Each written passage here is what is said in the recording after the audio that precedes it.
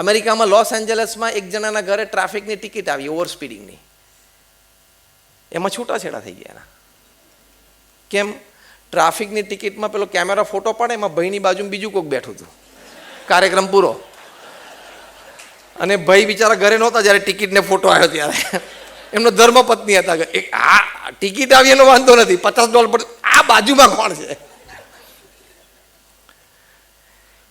એટલે આ તંત્ર એવું છે ને, પૃથ્વી ગોળ છે ને. હું ઘણી વખત એક વાક્ય બોલું છું, the world is round, it has no corners, so it does not have the place to keep your wrongs. પૃથ્વી ગોળ છે, એને ખૂણો નથી, એટલે આપણે કરેલું ખોટું કામ સંઘરવા માટે એની પાસે કોઈ જગ્યા નથી. અને છાશમાં માખણ દેખાતું નથી, પણ ફરે એટલે ઉપસીને ઉપર આવે. એમ પૃથ્વી ફરે છે, દરેકના કર્મ ઉપર આવશે ટાઈમે ટાઈમે. પ્રમુખ સ્વામી મહારાજ આ વાત બહુ સરસ દ્રષ્ટાંતથી એક સમજાવતા. ગામઠી દ્રષ્ટાંત હતું, પણ it was very meaningful and you can rightly understand what exactly it is. પ્રમુખ સ્વામી મહારાજ કહેતા કે ગામડામાં તમે હો ને કૂવામાં તમે સ્નાન કરવા માટે ડૂબકી મારો ને નીચે જઈને તમે સંડાસ કરો, તો તમે ઉપર આવો ને પહેલાં તમારું પોત પ્રકાશી જાય, કારણ નીચે જઈને કર્યું છે શું. સામાન્ય ગામડાના માણસ સમજી શકે એવું આ દ્રષ્ટાંતથી પોતે શું સમજાવતા કે કાળી રાત્રે અંધારામાં પણ તમે કંઈક ખોટું કર્યું હશે ને, it has to see the day, light of the day. તે વખતે ગમે તેટલા વેલ્યુએબલ્સ હશે, વેલ્યુ સિસ્ટમ વગર એની કોઈ કિંમત નહીં રહે. ગમે તેટલી મૂલ્યવાન ચીજો આપણી પાસે હશે, પણ મૂલ્યો જીવનમાં કેળવ્યા નહીં હોય તો આપણી કોઈ કિંમત નહીં રહે. એટલે ફરી વખત ગાંધીનગર અક્ષરધામનું એ સ્કલ્પચર કે main is the maker of his own happiness. મારી સાથે વાક્ય બોલો, main is the maker of his own happiness. આખું વાક્ય સાથે બોલો, main is the maker of his own happiness. પોતાના સુખનો ઘડવૈયો માણસ જ છે. અને વેલ્યુએબલ્સ ઓછા હોય પણ વેલ્યુ સિસ્ટમ ઉપર સ્ટ્રોંગ હો, તો તમને તમારા અંતરમાં, તમારી આજુબાજુના વાતાવરણમાં, તમારા સાથી વ્યક્તિઓના જીવનમાં બધી જ જગ્યાએ તમે પૂર્ણ આનંદ આપી શકો છો. એટલી તાકાત વેલ્યુઝમાં છે.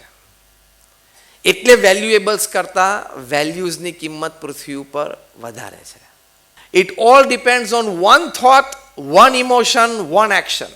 One thought, one emotion, one action can build you. One negative action, one negative thought, one negative happening can kill you. How many of you agree with this statement? All of us. It can kill you.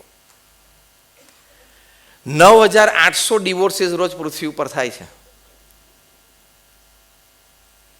રોજ, હા? And it will touch the magical figure, but unfortunate one of 10,000 divorces every day by the end of the year. A 10,000 divorces per day પૃથ્વી ઉપર. બોલો, આ તો court through થતા થાય છે એ ખબર પડે છે, કોર્ટ થ્રુ નહીં થતા હોય તો કેટલાય હશે બીજા. એના બધા કારણો શોધવામાં આવ્યા કે આટલા બધા ડિવોર્સિસ પાછળનું કારણ શું છે. જો આપણે કયો મુદ્દો ચર્ચા કરી છે, વેલ્યુઝ વર્સિસ વેલ્યુએબલ્સ. એમાં પણ યંગ કપલ્સ, 25-28 વર્ષની ઉંમર હોય, 30-32, 35-38, 40 વર્ષની ઉંમર હોય કપલની, એવા યંગ કપલ્સમાં ડિવોર્સના રેટ્સ બહુ વધતા ચાલે છે. સહેજ ના ફાવ્યું, સહેજ ના ગમ્યું, સહેજ અનુકૂળતા ના આવી, ફેશિયલ એક્સપ્રેશન, બોડી લેંગ્વેજ અનુકૂળ ના આવ્યું, તરત છૂટું. ટોલરન્સ અને acceptance levels has gone down, જે વેલ્યુ સિસ્ટમ છે. આશ્ચર્યની વાત એ છે, જે આપણે વાત કરી છે ને, કે one thought, one emotion, one action can build your life. One thought, one action, one emotion can kill your life. તો ડિવોર્સિસના કારણ આપ્યા. 5 કારણો છે. હું ક્રમમાં નથી બોલતો, પણ 2-3 મુખ્ય કારણ બોલીશ. પહેલું કારણ છે over involvement of the mother in her daughter's in lose house. તમે લોકો તાલીઓ છે નહીં પાણી?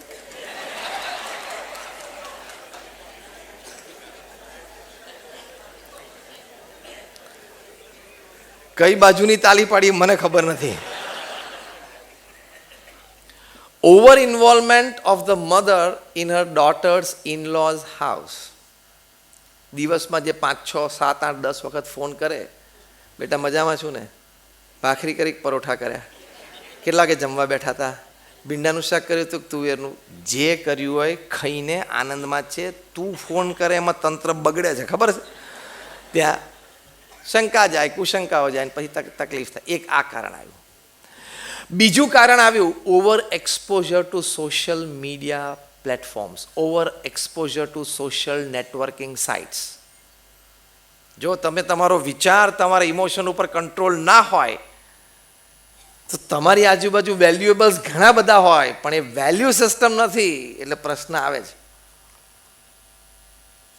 Over exposure to social networking sites. તમે પરિણિત વ્યક્તિ છો તો તમારે સોશિયલ નેટવર્કિંગ સાઇટ ઉપર જવાની જરૂર જ નથી. આમ તો અપરિણિત હોય એને જવાની જરૂર નથી. ત્યાંથી પછી ગમે તે ચેટિંગ થાય ને, વાર્તાલાપ થાય ને, પછી રિલેશનશિપ શરૂ થાય, અને એમાં પછી રૂબરૂ મળે ત્યારે લૂંટફાટે થાય છે ને ખૂને થાય છે. વાંચો છો ને પ્રસંગ, આપણે બધા વાંચીએ છીએ ને જાણીએ છીએ. અહીં બેઠો બેઠો વિયેટનામમાં, બ્રાઝિલમાં કોઈકને ચેટિંગ કરે. હવે ઘાટકો પર વેસ્ટની ને ઈસ્ટની પ્રજા તો તું ગણ કેટલી છે, તારે ક્યાં વિયેટનામ સુધી પહોંચવું છે? અહીં રોડ ઉપર ચાલે તો અમથા 1 ફૂટે 3 જણા ભટકાય છે ફૂટપાથ ઉપર, એટલી ભરપૂર વસ્તી. અહીંયા 5-10 ફર્સ્ટ ક્લાસ મિત્રો શોધી લે, બેસીને રોજ વાતો થાય ને 2 દિવસે રોજ 1 જણા જોડે ચા પીવાય. છેક વિયેટનામ અને બ્રાઝિલ ચેટિંગ કરે. હવે ક્યારેય મળવાનાય નથી. અને એમાંય લોકો પાછા નામ છુપાવીને વાતો કરે. હા કે ના? નામ શું, જેન્ડર છુપાવીને વાતો કરે છે. આ તો અમે જે વાંચ્યું સાંભળ્યું છે એનું કહું છું. જેન્ડર છુપાવીને વાત કરે. એ તો હવે આધાર કાર્ડ લિંક થશે એટલે ખબર પડશે કે 3 વર્ષથી હું કોકને પિંકી સમજીને ચેટ કરતો એ તો રઘો હતો. આધાર કાર્ડ લિંક થશે ને એટલે ખબર પડશે. What nonsense, total nonsense. You don't know your life. You don't care about your life. You don't know how to live a life. You don't know the preciousness of this life. 70-80 વર્ષનું જીવન છે, કેવી રીતે જીવવું તને કોઈ ભાન જ નથી. તારી પાસે 2-3 વેલ્યુએબલ્સ આવી ગયા, તારી પાસે ગેજેટ આવી ગયું, તારી પાસે એક ટેક નોલેજ આવી ગયું, એટલે તું વેલ્યુ ખોઈ બેઠો. તારી પાસે થોડી સમૃદ્ધિ આવી, તું વેલ્યુ સિસ્ટમ ખોઈ બેઠો. એ તો મૂર્ખામી કહેવાય. એ તો તું ડિગ્રેડ થયો, માણસમાંથી પશુ થયો.